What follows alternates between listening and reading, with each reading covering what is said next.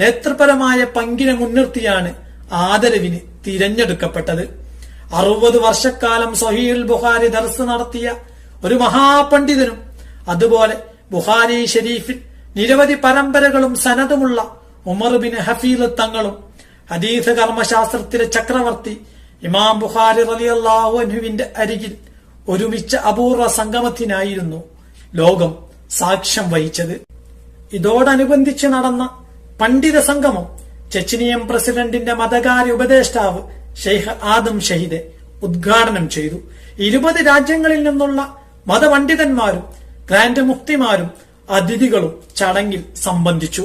ഉസ്ബെക്കിസ്ഥാനിലെ ബുഖാറയിലെ സമർഗന്ദിൽ ഇമാം ബുഖാരി റളിയല്ലാഹു അൻഹു അന്ത്യവിശ്രമിക്കുന്ന പവിത്ര ഭൂമിയിൽ മഹാനവരുകളുടെ ഖബർ ഷരീഫിന്റെ ചാരെ ഇന്ത്യൻ ഗ്രാൻഡ് മുഫ്തി നേതൃത്വം നൽകുന്ന ഗ്രാൻഡ് സഹീഹുൽ ബുഖാരി ദർസും നടന്നു.